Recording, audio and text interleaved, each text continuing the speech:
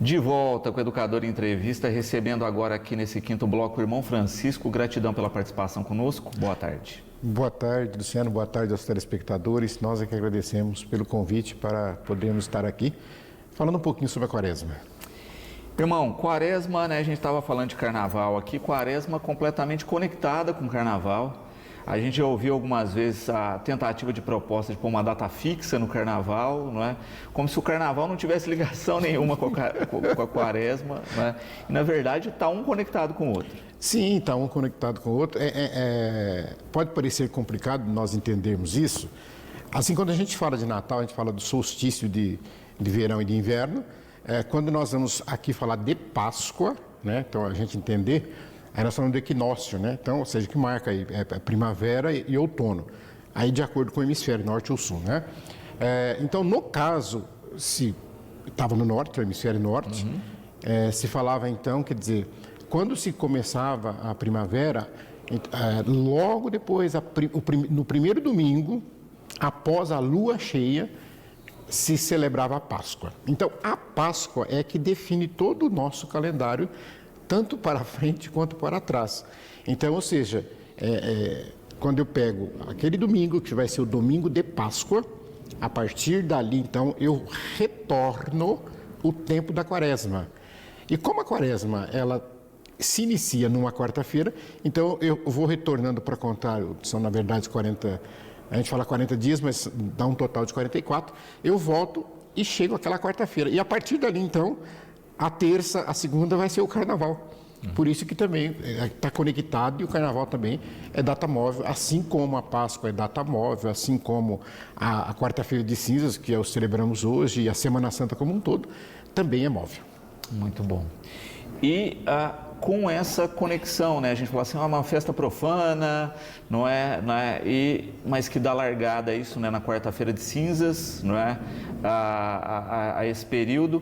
E a gente acaba discutindo muito, não é, o que se pode, o que não se pode na Quaresma, não é, irmão? O quanto disso, de fato, é uma, vamos dizer assim, uma norma religiosa e o quanto disso é tradição?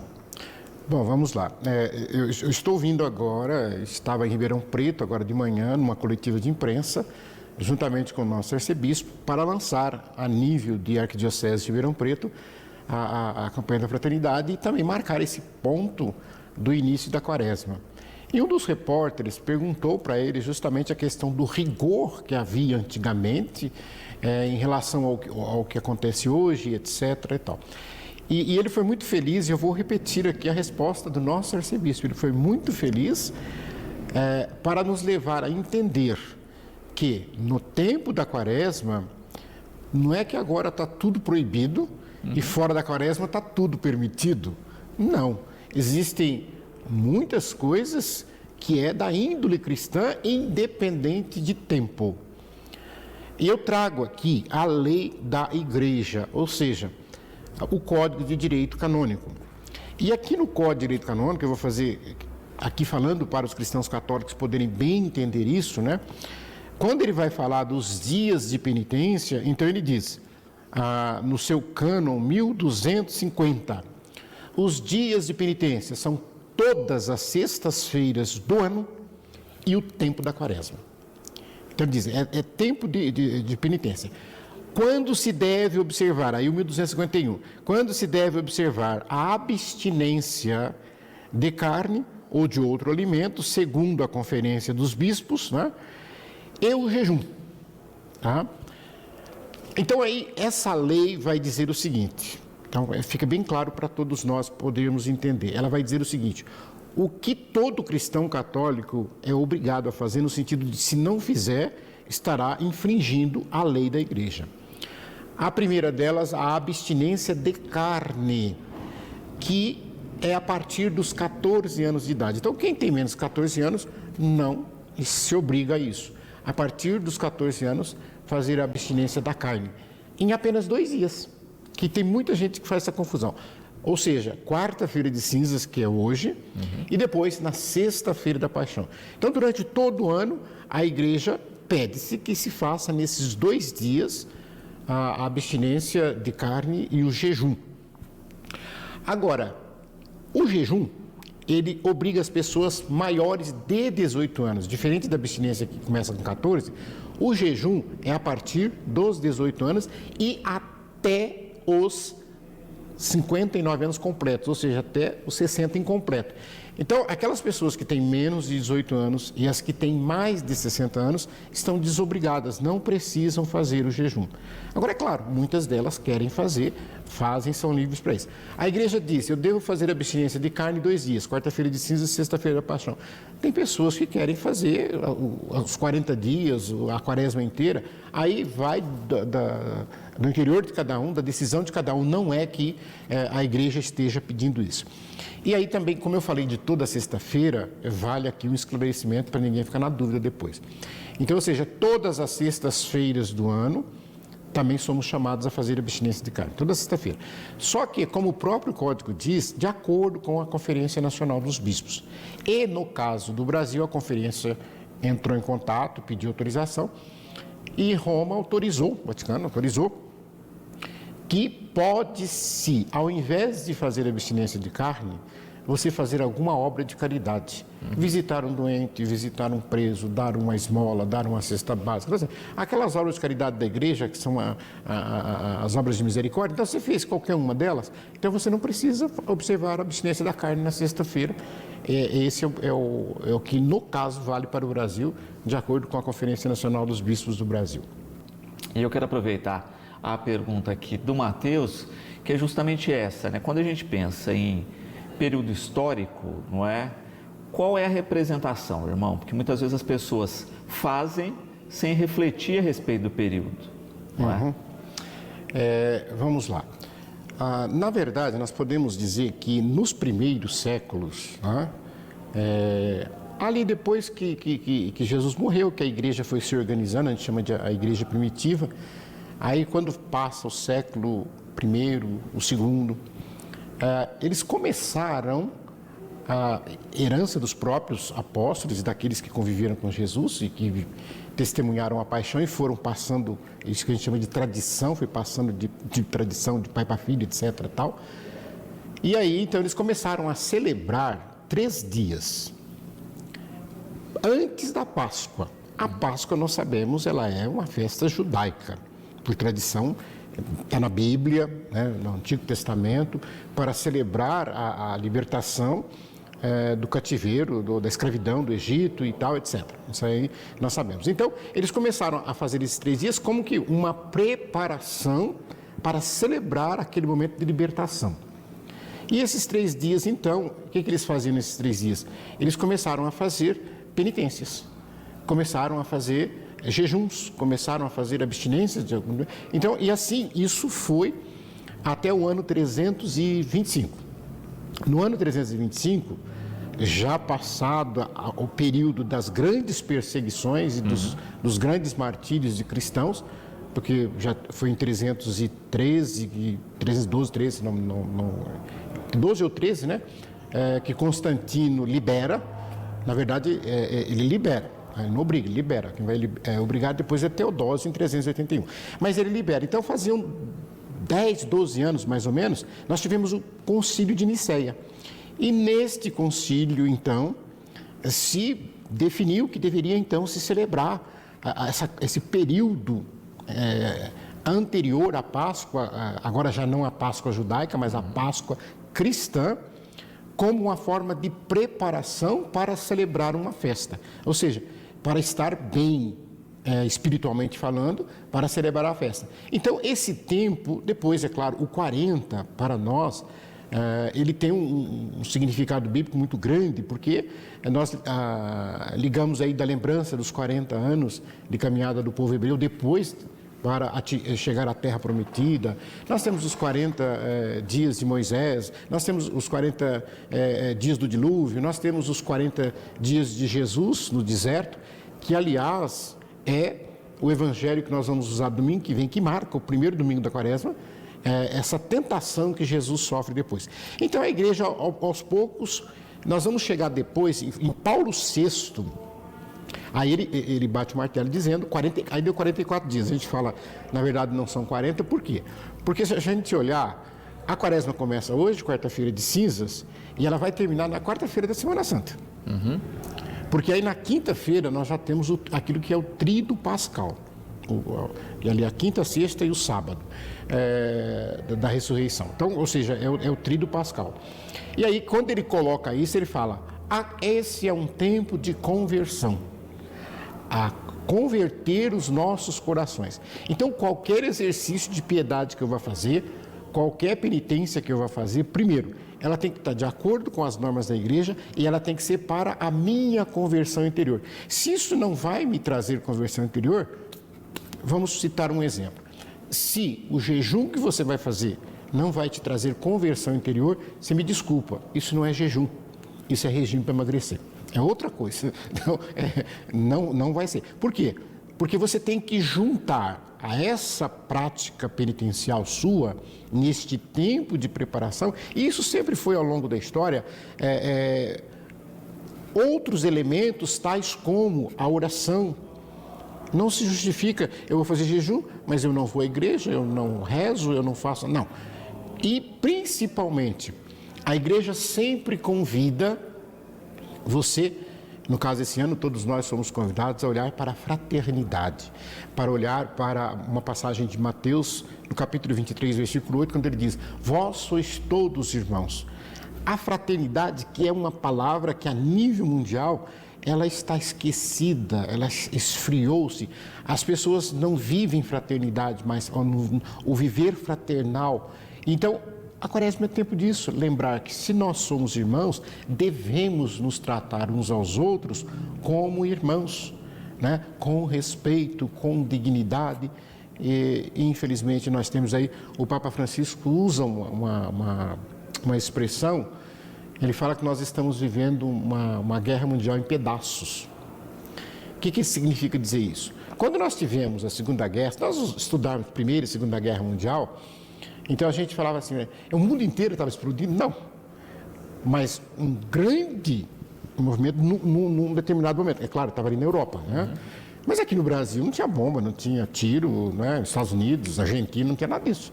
Era lá, localizado ali, um grande número de países envolvidos. E quando ele fala em pedaços, o que ele quer te chamar a atenção?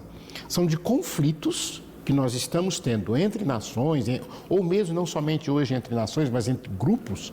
Em várias partes do mundo. Em várias partes do mundo. Então, se nós olharmos hoje, nós estamos aí com uma guerra em andamento, Ucrânia e Rússia, nós temos aí com um conflito aqui entre Venezuela e Guiana, nós temos aqui com conflitos ali no Oriente Médio, aqueles que já são eternos, parece, Líbano, Síria, não sei o que, etc., Irã, Iraque, e temos agora o Hamas com Israel, a Coreia do Norte está lá, a China com Taiwan está lá. Então, ou seja, e ele fala, então, nós estamos com guerra em pedaços. O homem que é chamado a ser irmão está repetindo Caim, o fratricídio, irmãos que matam irmãos. E aí, é claro, se a gente fosse aprofundar no significado de tudo isso, quando eu falo mata, as pessoas logo pensam na guerra, no tiro, na bomba, nas criancinhas que apareceram na televisão. Mas não é só isso. Existem várias outras formas de morte, de matar o outro. E é isso que o Papa Francisco fala, porque ele lança uma mensagem de início da quaresma. Nós publicamos em todas as mídias aí das igrejas, vocês vão encontrar uma mensagem do Papa para a quaresma, né?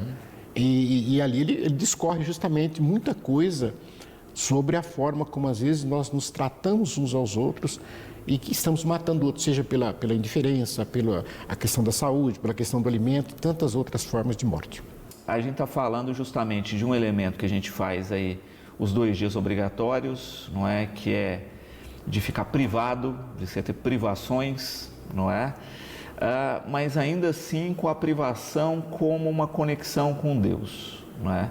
Porque a gente fala de todos esses períodos de desafio, mas todas essas privações aproximaram, não é? Esses povos ou esses indivíduos ainda mais da sua missão sagrada. Sim, sem sombra de dúvida. A gente chamaria isso aquele fortalecimento espiritual que todos que vão para essa missão, a missão a qual nós somos chamados, eles necessitam disso. Eu vou citar aqui hoje, infelizmente, houve uma pulverização da fé de uma forma comercial tamanha que as pessoas, elas estão sendo assim muito iludidas, as pessoas estão sendo levadas por qualquer vento, que na verdade não as levam a fazer essa experiência do sagrado, como você disse, essa experiência do fortalecimento espiritual. Eu devo lançar mão destes elementos, e quantos santos da igreja deixaram escritos tão belos a respeito disso, para entender, nós usaríamos uma expressão do autoconhecimento.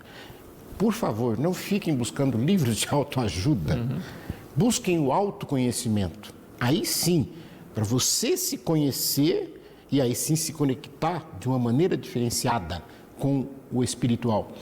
O que eu quero dizer com isso? Quando eu pego o livrinho da autoajuda, eu vejo ali a receitinha e eu penso que aquela receita vai dar certo para mim. E não é assim que funciona, né? Não é porque eu fiz comigo desse jeito, você vai fazer a mesma coisa e vai dar certo para você. Então não vai. Então quando a gente fala do autoconhecimento, né? Eu lembrei aqui agora das janelas de Joari, né? Quer dizer, você precisa entender que tem aquilo na tua vida que todo mundo sabe e você sabe que é aquilo lá. Então eu diria, por exemplo, todo mundo sabe que eu sou preto, eu também sei, todo mundo sabe que eu uso óculos, eu também sei, todo mundo sabe que a cabeça trabanca, eu também sei, etc. Tal. Agora tem coisas de mim que só eu sei, ninguém sabe mais. Agora tem coisas de mim que vocês sabem e talvez eu não saiba. Eu não tenha sequer descoberto. Então, e depois tem aquelas coisas que nem você nem eu conhece de mim. Então, a importância do autoconhecimento numa caminhada espiritual, isso são feitos através de passos. Nós temos aí inúmeros exercícios na quaresma que nos levam a isso. Então, por exemplo, quando eu falo, aqui eu poderia citar agora a Lexio Divina, que é fazer uma leitura orante da Palavra de Deus.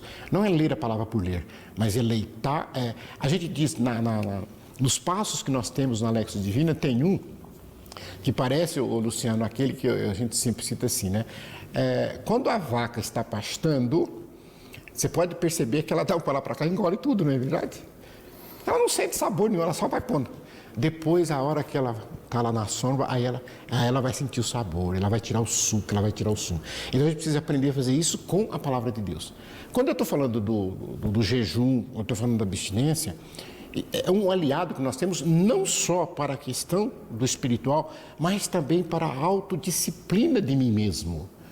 Né? Por exemplo, eu saber dizer que eu sou o controlador da minha vontade e não a minha vontade que me controla. Ou seja, eu não vou comer isso, não vou comer. Eu vou ficar com vontade, vou ficar com isso, com aquilo outro, etc. e tal, mas eu não vou comer. Então, quando você termina de fazer, você fala, eu consegui. Então, outras coisas eu também posso conseguir usando este método. Por isso que eu estou falando, é fantástico. A gente consegue isso, sim. E é claro que você sente, por isso que eu falei que tem que estar com essa espiritualidade na busca da palavra de Deus, da oração, etc. Tal, e você vai sentindo melhora espiritual. E isso reflete também no seu físico. Né? Eu faço um parênteses aqui, falando em físico, né? Até porque uma pessoa me ligou hoje perguntando. Quem está enfermo, o doente também está dispensado, gente. Então, não tem nada a ver uma pessoa que está com uma doença, que está com uma enfermidade, ter que submeter a essas penitências. Não precisa. Outra coisa, aqueles que tomam medicamento de uso contínuo, por exemplo, pressão alta, né? Não tem problema nenhum. O medicamento não quebra o jejum segundo a norma da igreja. Então, você vai tomar os seus medicamentos, todos eles normais. E aí, Luciano, quando nós marcamos a quarta-feira de início, você falava dos 40, né? Tudo isso, não importa se era o 40 dias de cá, se era o 40 anos, tá. Aí tem outra coisa, as cinzas. Também olhando para a Sagrada Escritura. A igreja não teve um plim-plim, eu vou usar cinzas. Não foi assim. Né? Eu olhava como era a forma de se fazer penitência das pessoas no Antigo Testamento. E o elemento cinza sempre aparecia. Duas coisas que eram bastante marcantes. As cinzas e também os sacos, vestir-se com sacos, vestir-se com roupas simples, com roupas desse tipo. Então, quer dizer, eles faziam isso assim como uma forma de mostrar-se em penitência. Um exemplo clássico nós vamos encontrar, né, em Nínive, né, quando o profeta Jonas vai. E eles fazem 40 dias também lá. O rei determina que toda a cidade faça isso, né? E eles usam cinza, eles passam cinza pelo corpo, né? Então a igreja pegou esse elemento cinzas, né, para fazer aquilo que nós chamamos, não é unção, gente, pelo amor de Deus. Eu vi uma pessoa falar, eu vou ser ungido com a cinza hoje. Não, não é unção, é imposição das cinzas, apenas como um sinal, não é amuleto. Preste bem atenção nisso, não é amuleto, é um sacramental da igreja que para nós é um sinal daquele tempo, que marca aquele tempo, porque nós estamos em circunstância. É uma marca que nós temos. Por isso, simplesmente, você vai chegar em casa, você vai tomar banho, a cinza vai embora, não vai ficar mais. Mas é só para você entender que isso não é amuleto, mas sim apenas um sinal que os cristãos católicos usam, né, para marcar esse início de tempo penitencial. Irmão, eu quero agradecer sempre, né? Sempre com colocações tão pontuais, né? Acho que ajuda a gente a compreender, né? E não só reproduzir o período religioso, mas refletir sobre a importância disso e como é transformador, deixar sempre o espaço aqui à disposição. E eu espero que a gente tenha isso, né? Um período de quaresma reflexivo, não é? Que as pessoas entendam que é possível sim, não é? Como o irmão bem coloca, né? Fazer desse período um período de autoconhecimento também através da fé, e fica sempre o convite aqui de participação conosco. Nós que agradecemos, peço a todos que nesse tempo quaresmal faça isso. Ao participar das santas missas aos domingos, ou as missas penitenciais que tem nas sextas-feiras nas paróquias, as vias sacras, os exercícios espirituais que nós temos aí. Você que ainda não foi hoje, lembre que você deve então, à tarde, procurar ir à igreja para participar também desta Santa Missa, né? Com esse rito de imposição que substitui o ato penitencial dentro da liturgia de hoje, toda uma simbologia, um significado muito forte, mas que você faça da quaresma esse momento de fraternidade, de conviver bem, a começar pelos seus, dentro da sua casa, depois com do seu trabalho, com a sua roda de amigos, e assim a gente poder construir um mundo mais fraterno, um mundo melhor. Muito obrigado.